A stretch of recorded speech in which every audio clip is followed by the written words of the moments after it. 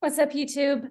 So I am recommitting myself to regular videos on here again, and I want to specifically talk about a concept that I fumbled my way through back in 2005. I didn't have any help with this except Eckhart Tolle's book. It was really hard for me.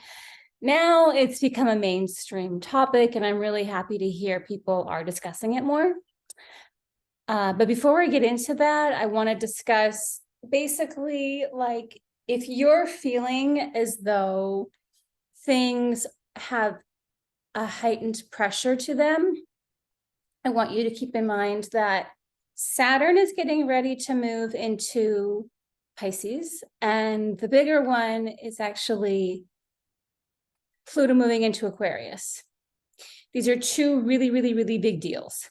So whenever a planet is at the 29th degree of something, things are amplified because it's like kind of ready to pop. Things are getting ready to pop into a new energy.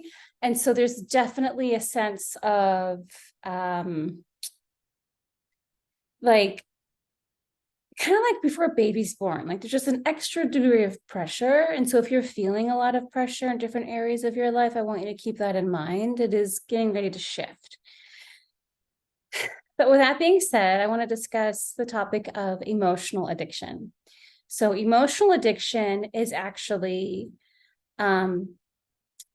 it's where we find ourselves looping certain feelings constantly instead of overriding them. Now, this is different from like always getting into a belief system, because like a belief can trip us into emotional addiction, but it's not what's behind the emotional addiction. Emotional addiction is actually you being addicted to a certain state of being. So like anger, sadness, fear, despair, defeat, things like that.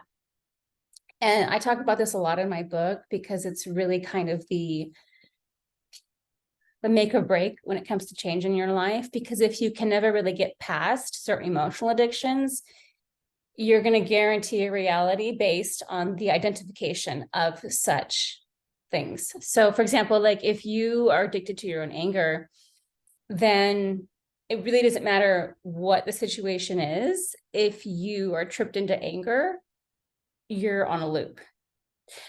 So like, it doesn't have to be your spouse that always pisses you off, or like a money issue that always pisses you off. It's anything that triggers anger will throw you into an emotional addiction based on anger. And so what you do is what happens is we're now rewiring our reality based on that emotion, right? And so then if we go a certain amount of time without that feeling, our cell receptors will start to be like, okay, where's our drug? And we'll start to kick up things in our brain, thoughts, and then it'll trip up stuff in the environment, how we perceive it, and then boom, it'll trigger that anger effect again. And this is like probably the hardest thing to really resolve within oneself, because it's a power struggle with the self. And we always want to blame the environment. We always want to be like, oh, but this happened, right? But again, your reaction to it just reinforced the identification. And so it's one of the harder things to overcome. And it's why, again, change is so difficult, because we're really easy to be like, but look at my situation. Yeah, I get it. But your reaction is only making it worse. So emotional addiction is a very real thing. If you're ready to make bigger changes, like more, not just surface level, but really kind of uproot the framework to your existence, then you want to look at your emotional addictions. And a lot of them are really slippery. They're really subtle. These aren't things that half the time we're even aware of. Like if you're tripped into a certain degree of sadness on a regular basis, you might not even be aware that you're moving into that space. So it's definitely something to look at, something to acknowledge, something to like kind of objectively think about, and you know, use the word objectivity on purpose, because that's what's required to break the cycle and implement a certain degree of observation. ultimately our ego is there as a servant to our experience, not as the facilitator. And most of us live in a space where the ego becomes the master and the facilitator, and then our